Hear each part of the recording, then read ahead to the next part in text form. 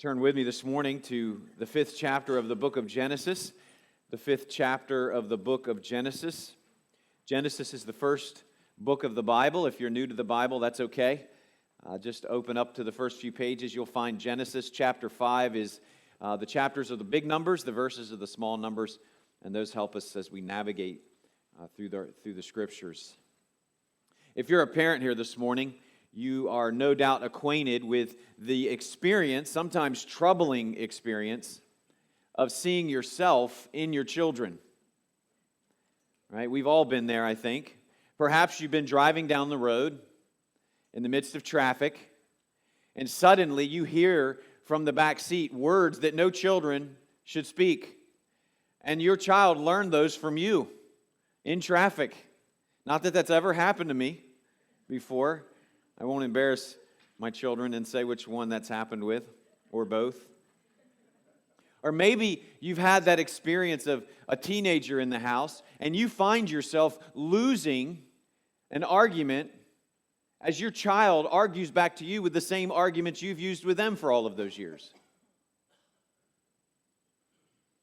Or perhaps you have children who are grown, and they have children.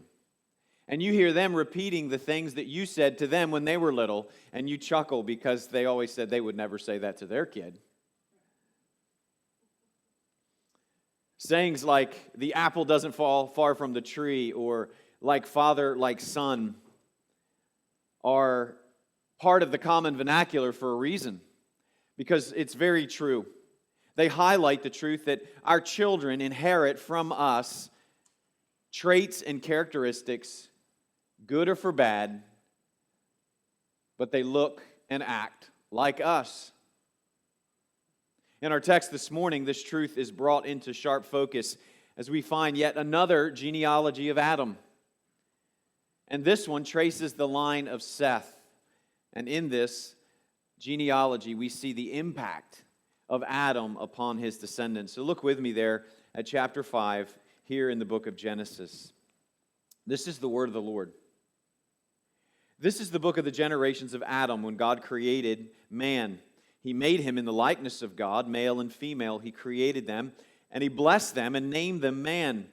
And when they were created, and when Adam had lived for 130 years, he fathered a son in his own likeness after his image and named him Seth. The days of Adam after he fathered Seth were 800 years, and he had other sons and daughters. Thus all the days that Adam lived were 930 years, and he died. When Seth had lived for 105 years, he fathered Enosh. Seth lived after he fathered Enosh for 807 years and had other sons and daughters. Thus all the days of Seth were 912 years, and he died. When Enosh had lived for 90 years, he fathered Kenan. Enosh lived after he fathered Kenan for 815 years and had other sons and daughters. Thus all the days of Enosh were 905 years, and he died. When Kenan had lived for 70 years, he fathered Mahalalel. Kenan lived after he fathered Mahalalel for 840 years and had other sons and daughters. Thus all the days of Kenan were 910 years, and he died. When Mahalalel had lived for 65 years, he fathered Jared. Mahalalel lived after he fathered Jared for 830 years and had other sons and daughters. Thus all the days of Mahalalel were 895 years, and he died. When Jared had lived for 162 years, he fathered Enoch. Jared lived after he fathered Enoch for 800 years and had other sons and daughters. Thus all the days of Jared were 962 years, and he died. When Enoch had lived for 65 years, he fathered Methuselah. Enoch walked with God after he fathered Methuselah for 300 years and had other sons and daughters. Thus all the days of Enoch were 365 years. Enoch walked with God, and he was not, for God took him. When Methuselah had lived for 187 years, he fathered Lamech.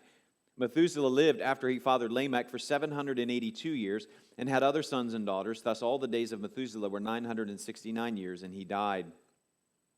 When Lamech had lived for 182 years, he fathered a son and called his name Noah, saying, out of the ground that the Lord has cursed, this one shall bring us relief from our work and from the painful toil of our hands. Lamech lived after he fathered Noah for 595 years and had other sons and daughters. Thus all the days of Lamech were 777 years, and he died. After Noah was 500 years old, Noah fathered Shem, Ham, and Japheth. This is the word of the Lord. When we come across a genealogy like this in our Bible, and there are multiple genealogies throughout the Scripture, sometimes in our Bible reading we stumble upon this genealogy and we just kind of skip over it or skim through it without giving it much thought. We see it oftentimes as nothing more than a footnote, just a list of names, strange names that we can barely pronounce. And we just pass through these names on the way to the kind of the meaty stuff, the storyline, as it were. However, these genealogies tell a story. There's a lot that we can learn from genealogies like the one we find here. In fact, this genealogy here this morning, we find in it 3 important truths that we would do well to remember. The first truth is this, that sin's bill always comes due. Secondly, a godly heritage bears fruit. And thirdly, we have a reason for hope. All of that is seen in this passage. Let's consider that first truth. Sin's bill always comes due. This genealogy begins first with an introduction in the first couple of verses.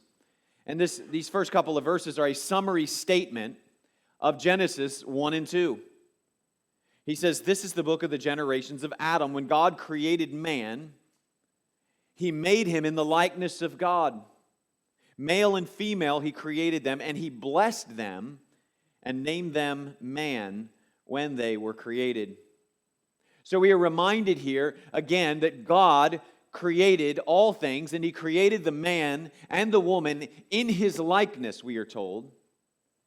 And He named them. Remember, naming someone denotes authority. God gave the man and the woman dominion over the earth. And part of that dominion and exercising that dominion was Adam's naming of the animals. And God gave Adam his name, a name which literally means man. And so God has the authority. God is sovereign. He is the Lord. He created man in His likeness. And that statement, in His likeness, tells us that He created man with intention. The intention was that the man would reflect His image, would look like Him, like father, like son, as it were. God was their father. And like any child, they bore His image and likeness. They were innocent and free from sin. That is the way in which God created them.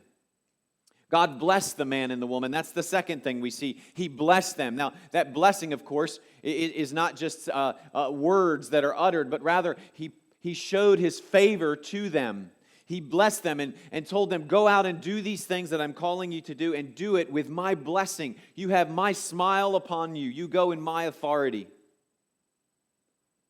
Theirs was to be a wonderful and beautiful existence, lived innocently and without sin, coram Deo, before the face of God. That is what it was to be.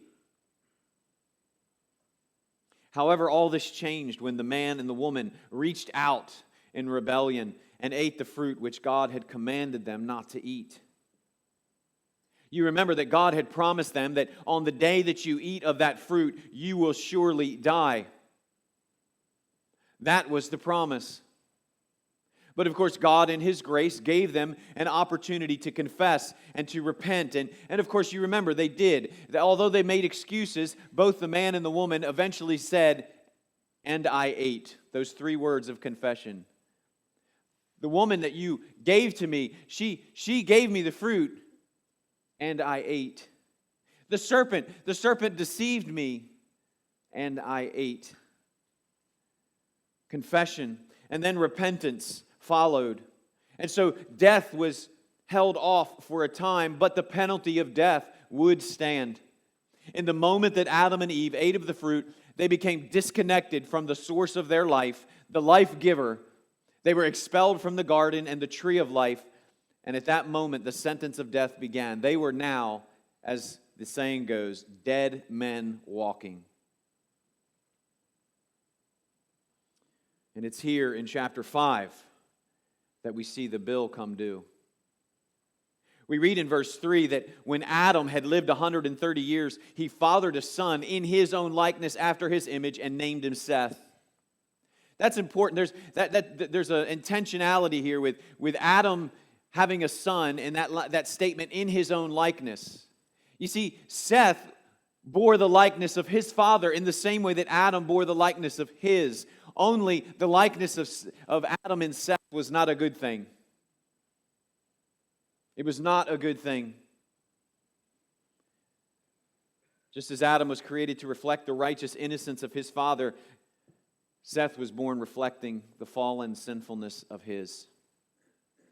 Think about this for a moment. Unlike Adam, Seth would never know what it was like to not have an evil thought. Seth would never know what it was like to commit an evil act. Seth was a sinner. He was the first in a line of many sinners. Like his brothers before him, Cain and Abel. Of the inherited sin nature, the late Swiss theologian Hans Heinrich Schmid wrote this. Listen to what he says. Our first parents are the proximate cause of the original blemish, from whose impute nature the original stain has glowed into our hearts. Everything follows the seed of its own nature. No black crow ever produced a white dove, nor does a ferocious lion beget a gentle lamb. And no man polluted with inborn sin ever begets a holy child. We have inherited sin nature. What began in Adam, of course, would then spread to all men. You remember what Paul says in Romans chapter 5. He says, therefore, just as sin came into the world through what? One man. And then what followed sin? Death through sin. And so death spread to all men because all have sinned. Sin entered the world through Adam. Adam opened the door to sin. And he was deceived into thinking that he could crack the door open and enjoy the fruit of sin without death barging through. But death came through anyway. Death knocked the door down and overtook him and the whole human race, as did sin. The consequence of sin is death. Romans 6:23, the wages of sin is death. The payment for sin is death. So the consequence of sin is death. And so the evidence that sin had spread to all of Adam's descendants is that they all died. How do we know we're sinners? We might deny that. Have you ever sat across the table from someone, maybe at lunch, and an unbeliever, and they had a conversation, and they deny that they're a sinner? They say, don't call me a sinner. What's the greatest evidence that you can give to them that they're a sinner? That they are going to die. Take them to the cemetery and show them they are going to die. You cannot deny this. You cannot hold it off. There's a saying, even in non-Christian circles, there are two things that are certain in life: death and taxes. Death is a certainty. And it is important, friends, to understand this. Now, I want to make something clear here this morning as we talk about sin, because there's so much misunderstanding about this. There are preachers that you'll hear on television who will say things like, people are basically good. You know, I believe deep down people are basically good. They just do bad things. That is not what the Bible teaches. The Bible teaches us that sin is not merely something we do, it is who we are. It is our nature, and the actions that we demonstrate flow out of that nature. You see, friends, we are not sinners because we sin, but rather we sin because we are sinners. Sin is our condition. It is our state of being. We are not basically good. As Dr. Warren Gage writes, he says, sin is defined not as hostile acts of the will, but as a state of separation from God, so that God considers man his enemy. Individual acts of sin result from the condition of sinfulness we share as fallen man. We inherit our sinful condition from our father Adam. And because it is our condition, we cannot work our way out of it. Do you understand that? Because sin is not something we do, Therefore, we cannot work our way out of it. That is why salvation does not come by way of renovation, but by way of regeneration. Let me be clear about that. If sin was something we did, we might be able to just remedy that by doing better, by doing good, but that is not what the Bible teaches. We can't work our way out of this. I've used that illustration before. It's like the child who is out in the yard playing in the mud. He's covered from head to toe in mud, and he wants to do something so nice for his mother, so he goes into the house and he walks across her light tan carpet and her off-white sofa, and he goes upstairs and he makes his bed, which is all beautiful off-white linens, and you can imagine what that looks like. Sure, maybe he had intention to do something good, but everything he touched is tainted and covered and dirty and filthy. That is what we are like. The prophet Isaiah says our righteousness is as filthy rags.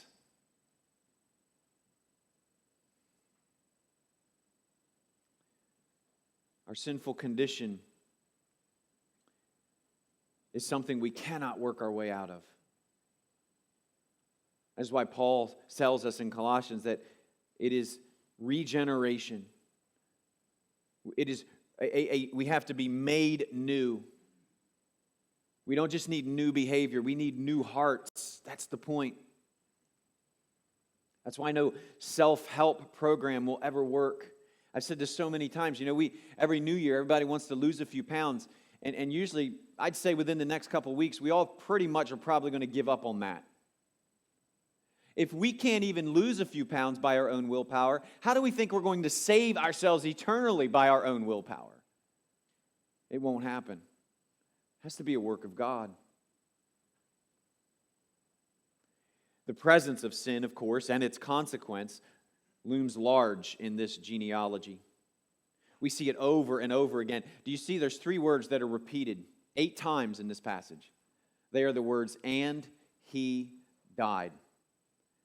Anytime something's repeated twice, it's significant in Scripture. If it's repeated 3 times, it's very significant in Scripture. When it's repeated 8 times, it's like God saying, I want you to get this, okay? So I'm going to make it unmistakable for you.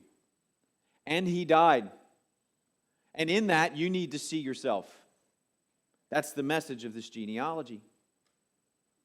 Hebrews chapter 9, verse 27 says, it is appointed unto man once to die once, and then after that comes the judgment. I always find myself at a funeral, sometimes the casket behind me as I'm preaching the funeral. Sometimes we're in the cemetery getting ready to put the body in the ground, and I always say this statement. I said, one day, you and I, everyone in this funeral home, everyone and by this cemetery, this grave, we will all be as this one is. One day. There will be a day when your friends and your family will come and they will gather around your casket and they will weep and they will cry. They will lay you to rest. And then they will go to the hall and have chicken salad and laugh and tell stories about you. And they will go back to work 2 days later. So is death such a routine. We will all die if the Lord does not return first. And the separation we experience and the pain and grief we feel is a normal response to death. Death is not normal. This is not the way it was supposed to be. I think about that every single time I'm at the bedside of someone who has died or is dying, and I'm there with the family. I see the tears, and I remember and I think to myself, it was not supposed to be like this. This is not how it was supposed to go. And deep down we know that, and we grieve and we mourn at that separation. We grieve at that loss, that this is not right. But the reality is, we will all die. None of us will escape. And so the best we can do is prepare. Ecclesiastes chapter 7 says, it is better to go to the house of mourning. We could say it's better to go to the funeral home than to go to the house of feasting, to the party. Why is that? For this is the end of all mankind, and the living will lay it to heart. Friends, we must not seek to avoid any interaction with death. There are many people who put it off. I know people who will not go to funerals, people who will not go within a mile of a dead body. They don't want to see it. But friends, it is not morbid to consider death. In fact, you remember a few weeks ago, Psalm 90. It is not morbid to consider death. So Moses told us, he says, teach us to number our days so that we might what? Gain a heart of wisdom. So the path to wisdom, then, the path to a life well lived, is to always remember that this life will end. If you want a life that counts, if you want a life that is well lived, then number your days. Realize that this will not last forever. And that some of you in this room who are young people, listen to me now. Some of you in this room may very well not live beyond your teen years. That is quite possible. I was just in the cemetery this past week. And I like to sometimes just walk through and I make note of stones that I see. And I'm always amazed at how many stones I see that are 1 year of life. That's it. A baby died. And some are only 15, some 20, some 30. Not everyone in the cemetery is 85 years old when they died. Death comes to all men, and we do not know the time. So teach us to number our days. Young people, number your days now. Number your days now. Realize that you have a finite amount of time that you have been given, and it will one day run out. Remember that while you are young. That's why Solomon said, remember your Creator in the days of your youth. Before the evil days come, before old age sets in. Remember it now. Because the key to life and a life well lived is living in view of judgment, living in view of death and judgment. You see, remembering our mortality will prevent us from living as though this life is all there is. Because more than anything else, the reality and certainty of death will change the way we live.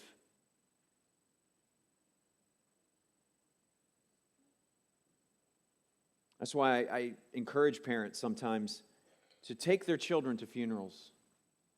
Now, I understand when they're very, very little, it might be a little much, but as soon as they're able to go, I think they should go.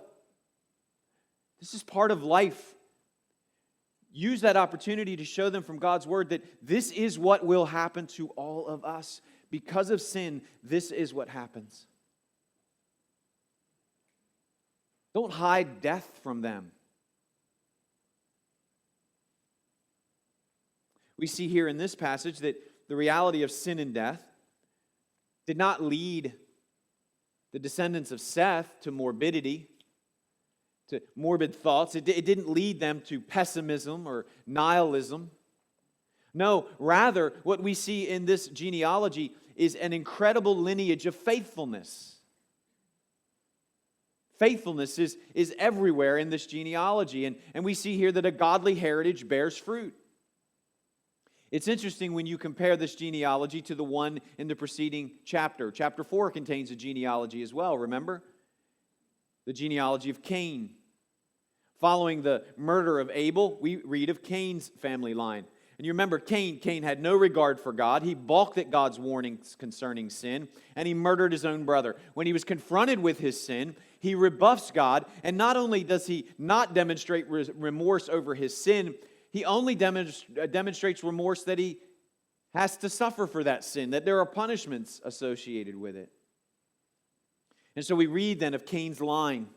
It is one that gets progressively more evil, culminating in the 7th generation with a man by the name of Lamech, not the one of chapter 5, a different one. A man named Lamech, you remember, who boasts openly. He takes 2 wives in a direct contradiction to God's command of male and female, 1 man, 1 woman. He takes 2 wives, and then he murders a young man, and he boasts to his wives that he has killed someone, and he says, let me be avenged 7-fold.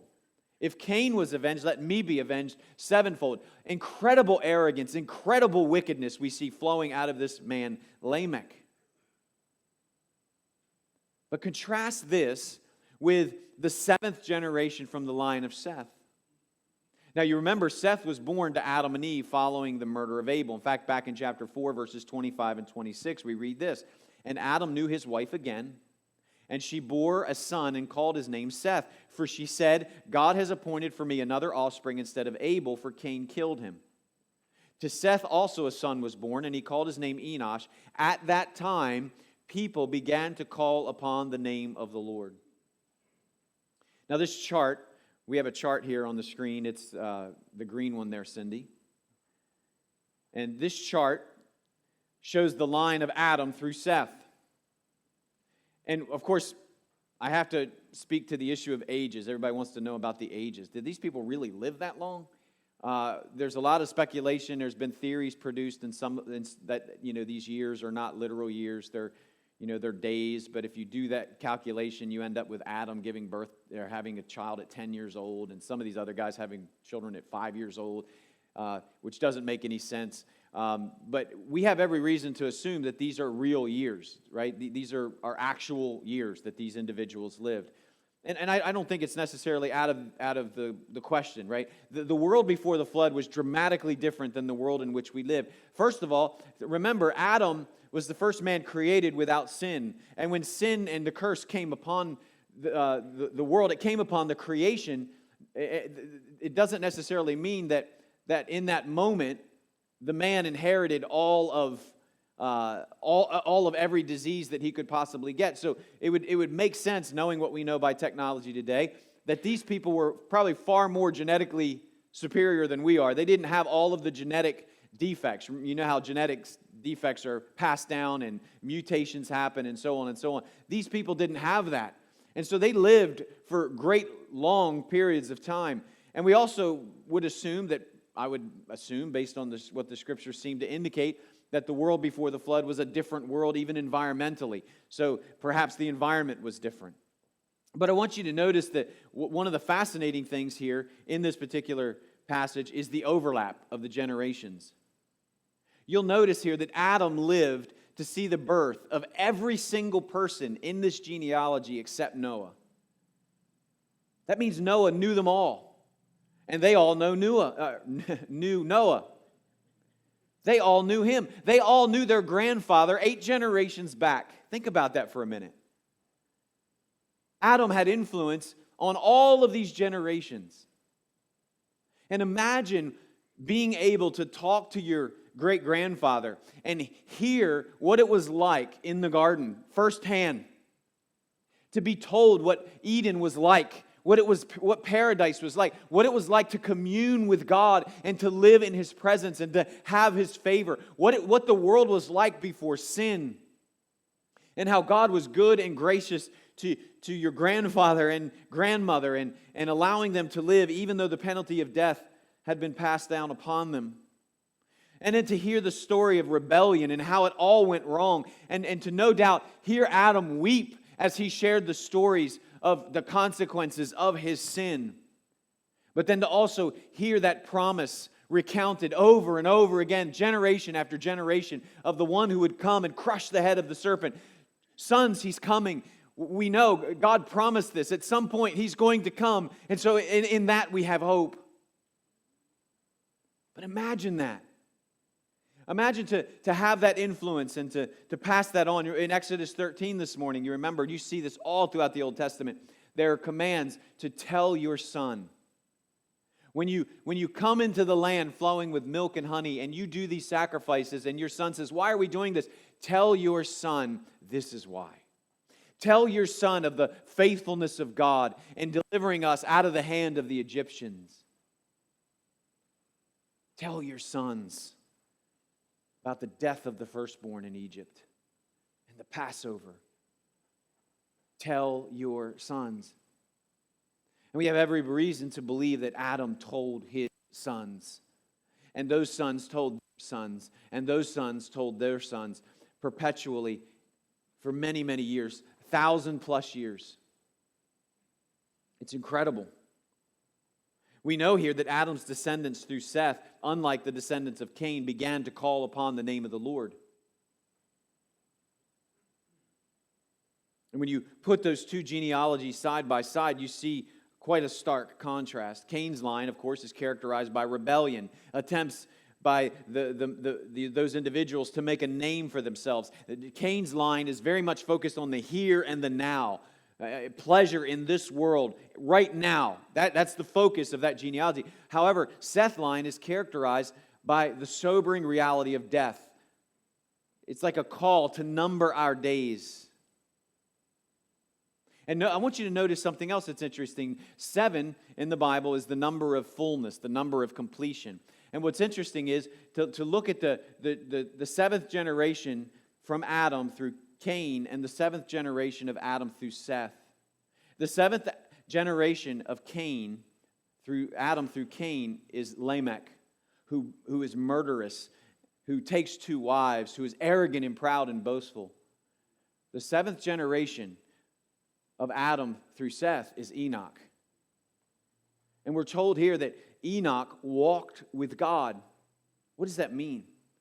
Well, we read later in the next chapter that Noah too walked with God. This term walked with God, walk in the Old Testament and even in the New Testament, speaks of a lifestyle. It speaks of a way of living. And so Enoch walked with God, and something obviously was unique about Enoch in his walk with God. Not only was Enoch better than all of the sinners of Cain's line in his faithfulness, but evidently he was even more faithful than the good saints of Seth's line. So much so that we are told here that he walked with God and he was not, for God took him. God removed him. As far as we know, Enoch is one of only 2 individuals in the whole Bible that did not experience death. Lazarus was raised from the dead. Jairus' daughter was raised from the dead, but they died again. So in reality, that was a resurrection, but it was actually more like a resuscitation. They died again. But Enoch was taken into heaven. Hebrews 11:5 expands upon this a little. It says, by faith Enoch was taken up so that he should not see death, and he was not found because God had taken him. Now before he was taken, he was commended as having pleased God. Enoch pleased God. Jude 14 tells us that Enoch was a thundering prophet who warned of the judgment of God. So Enoch was not just a righteous man, but he was a prophet of God even, so warning the world of impending judgment, which would come, obviously, in the distant future under Noah. Dr. John Sailhammer writes this. He says, the sense of the author is clear. Enoch is an example of one who found life amid the curse of death. In Enoch, the author is able to show that the pronouncement of death is not the last word that need be said about a man's life. One can find life if one walks with God. For the author, then, a door is left open for a return to the tree of life in the garden. Enoch found that door in his walking with God, and in so doing has become a paradigm for all who seek to find life. So the question would be this: where did Enoch learn to walk with God? It would seem he learned to walk with God from his father before him, who learned from his father before him. You see, friends, it matters what we do. What we do matters, and what we pass on matters. The next generation is watching and listening. Your children are watching and listening. How you live today, what you instill in your children and your grandchildren today will impact not only your children and your grandchildren, but will impact generations of people that you will never live to see. Think about that for a moment. Some of you in this room, are, by God's grace, have inherited a long line of faith for generations and generations. That's probably the minority, but some in this room that would be true. What a wonderful blessing that is. Some of you did not inherit that. You were born and raised in a home where God was given no respect or honor. But that can change with you. That can change with you. Or maybe you're a parent and you failed miserably at this. You've messed it up. You've lived for this world, and your kids can see that you've lived for this world. It's never too late to start over. It's never too late to start again. To confess that and repent of it and move forward. So don't ever give up hope. And maybe your own children, maybe you raised your own children and they were a mess and you were not faithful in that. You know what? Look at the next generation. Bring up those grandchildren in the wisdom and the discipline instruction of the Lord. Don't give up, because what you invest today matters. God is clear. Whatsoever a man sows, he will reap. What are you sowing now? It will be reaped into generations to come. There's an old story that's told about a comparison, some of you have heard this before, no doubt, between Jonathan Edwards and a man by the name of Max Juke. Jonathan Edwards, of course, was a Puritan preacher in the 1700s, very well known. Wrote quite a few books, was a preacher in Connecticut in the New England area. He attended Yale at the age of 13, later went on to become president of Princeton College. He married his wife Sarah in 1727, and they were blessed with 11 children. Every night when Mr. Edwards was home, he would spend an hour conversing with his family, and then he prayed a blessing over each of his children. And Jonathan and his wife Sarah passed on a great godly legacy to their 11 children. There was an American educator by the name of Albert E. Winship, and he decided to trace the descendants of Jonathan Edwards almost 150 years after his death, so into the 1800s.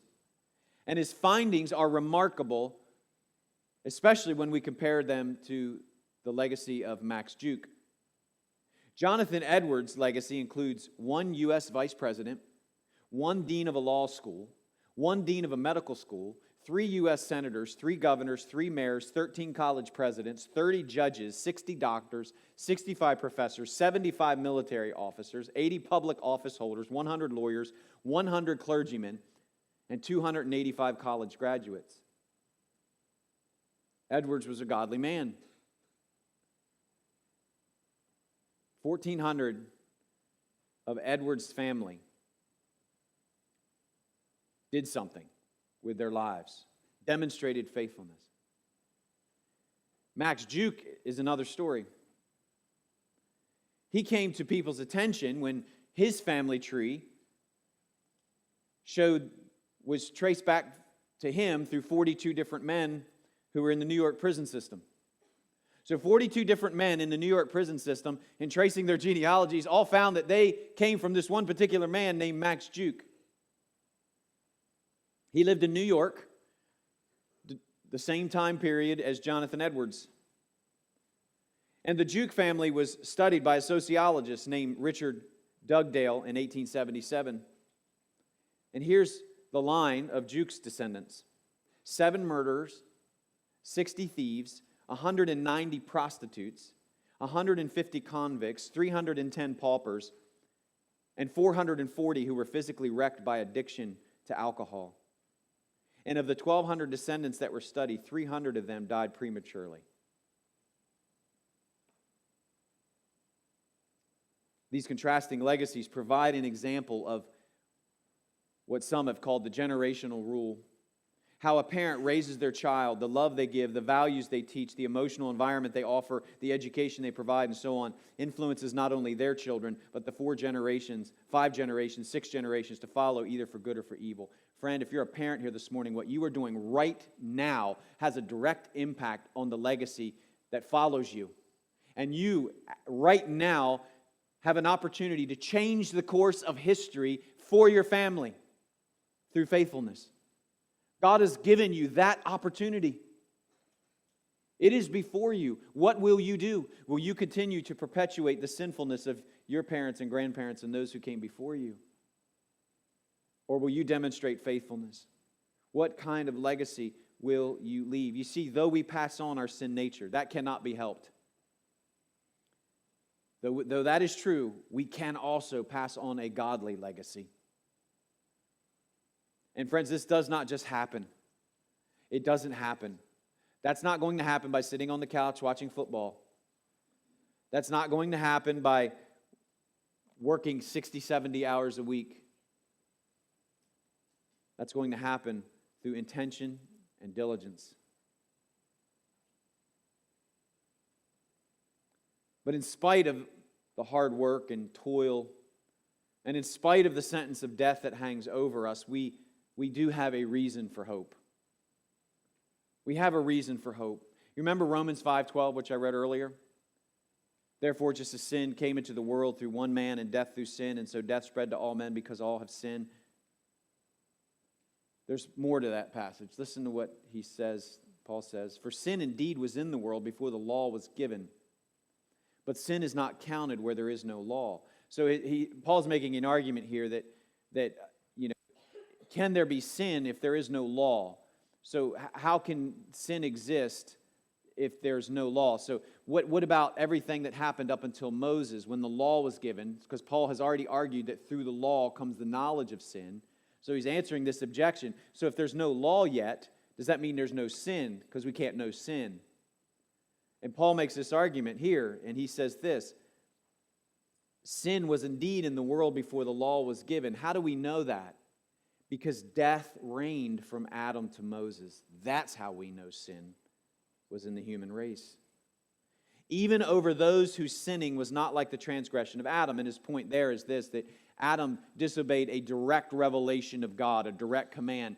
But many of those who came after Adam and before Moses did not do that because they did not have the law of God. But yet they were still sinning against, as Paul would later say, the law that was written in their hearts. They knew what was right and what was wrong because God put it there. Yet death reigned from Adam to Moses, even over those whose sinning was not like the transgression of Adam. Notice this is Adam, who was a type of the one who was to come. The one who was to come. Who is that? Well, Lamech, in Genesis chapter 5, thought it was Noah. Notice there in verse 28. When Lamech had lived 182 years, he fathered a son and called his name Noah, saying, out of the ground that the Lord has cursed, this one shall bring us relief from our work and from the painful toil of our hands. In Hebrew, the word Noah sounds like the Hebrew word rest. And so there's a play on words here. But the point being is that Lamech saw in Noah maybe finally relief, finally rest. And Lamech was right to look for that. We are right to long for rest, to look for rest. We are right to do that. And Lamech was right to do that, to long for the promise of God to be fulfilled. But that rest would not come through Lamech's son Noah. Sadly, as we know and we'll see in the coming weeks, Noah's name will be associated with terrible judgment. Terrible judgment. I've often found it interesting that, the little play school sets of Noah and the flood, that they look so cute. But, the story in the Bible is not a cute children's story. It is a story of incredible wrath and judgment. I mean, the entire human race, save 8 people, died in that flood. It was not a pretty thing. It was not something that children's play toys were likely anticipated. Noah's name will forever be associated with that judgment. But in that judgment, of course, as is true of every story of judgment in the Bible, salvation will come. And the salvation from that flood points ahead to the one who will bring rest. The one we see here who was a type of Adam. A type of Adam. What does it mean he was a type of Adam? It means this, that just as the transgression of Adam brought sin and death to all men, the obedience of Jesus will bring righteousness and life to all who believe. As badly as Adam messed it all up, Jesus will make it all right. That's why Paul calls him the second Adam. If you read through the Gospels, sometimes do that. Read through the Gospels with that filter on. And look at all the ways in which Jesus is systematically undoing everything that Adam did. And doing it in a glorious way. One of the most obvious is the beginning of Jesus' ministry. Right at the very beginning, just like the beginning of the story of the Bible. Adam is in this garden, and he's got every tree available to him. He is in the land of plenty. He could eat anything he wants with this exception of this one little tree over here. He can have it all. The most glorious fruit known to man. And in that abundance, he gives into temptation, eats, and rebels and sins. Jesus is baptized by John the Baptist. He goes out into the wilderness for 40 days. And while he is out there for 40 days, we are told there is no food. He is hungry. And he's in the desert. It's an inhospitable place. He is not in the land of plenty. He is in the land of want. And Satan himself comes, just as he did in the garden, to the Son of God, to Jesus, and he tempts him. Here, turn these stones into bread. 3 times he was tempted with the same sin. Lust of the flesh, lust of the eyes, and the pride of life. Just like in the garden. Right? The food was good to the eyes. Desire for it to eat. It tasted good. And it was to make one wise. Look at the 3 temptations of Satan to Christ. And what did Christ do? In the midst of the want, in the midst of incredible suffering and temptation, he succeeded. He passed the test. And the rest of his ministry will begin the unwinding of sin's curse upon creation. Through Jesus, all who come in faith will experience the life that was given to Adam, the hope, the joy, and the peace that he enjoyed. Though the environment is different, we are not in a perfect garden anymore. We can still enjoy the fruit and the blessings that Adam enjoyed in the midst of a sin-cursed world. You see, friends, in this genealogy and in the genealogy of Cain, we see 2 paths. That's a theme throughout the Bible as well. 2 paths. You see it here on this chart. I know the print's a little small, but on this chart you'll see 2 paths. You see Adam and Seth and Enosh, Cain and Enoch, and then you see the split between the genealogies, and at the top you see the genealogy of Seth. At the bottom you see the genealogy of Cain.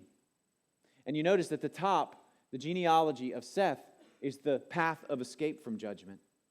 The genealogy of Cain is the path to judgment. That's the path that is put before all of us, friends. All of us stand at a crossroads, as it were. And we must choose the path of life or the path of death. And these genealogies represent those 2 ways. The question is, which will you choose? Which will be your path? And remember this, the path that you choose is likely to be the path that your children choose, and your grandchildren and their children after them. The way that you walk, the way that you live, will most likely be the way that your children walk and the way that your children live. I read the story some years ago about a person who had a dog, and it was a female dog, and her back legs were broken. She couldn't walk, and so she dragged herself around. She had a litter of puppies. And amazingly, when those puppies started to walk, guess what they did? They were perfectly healthy and fine, but yet they drug themselves around on their front paws, letting their back legs drag. Think about that for a minute. I think that's a good illustration of what our children will do. They will imitate us. They will mimic us. If you have no regard for God, if you have no time for God, if you have no time for church, if you have no time for the community of believers, your children won't. There's an old saying that what one generation tolerates, the next will embrace. And that's very true. I encourage you this morning to consider, first of all, your own eternal destiny. As we said this morning, you will die. It is appointed unto man once to die, but God, in His grace, sent Jesus to come to this earth to live the life that you would not live, a perfect life in obedience to God. And He went to the cross, and on that cross He died for you, taking all of your sin upon Himself and bearing the punishment for it. And on the third day, he rose again, victorious over sin and death. And the promise that is made to you is that if you will come to him, laying aside all hopes of salvation except through him and him alone, then God will do this. He will take that sin, he will give that righteous life of Jesus to you. So he will look at you as though you lived Jesus' perfect life. And he will consider your sin paid for, the penalty of sin paid for completely and fully, because he looks at all of your sin as though it was placed on Christ and died for. And then he gives you the life, the resurrection life of Christ, so that now you can walk in the newness of life. You can walk on that path of escape from judgment and the path of life and joy and human flourishing. That will be yours. That's the promise that God gives. The question is, will you receive it? And if you are a Christian here this morning, I would encourage you, let your hope rest in God. How you live now matters. And friends, if Christ is your hope in life, he will be your hope in death. And if he is your hope in life now, there's a good chance he will be your children's hope in life and death, and your grandchildren's hope in life and death. Let's pray.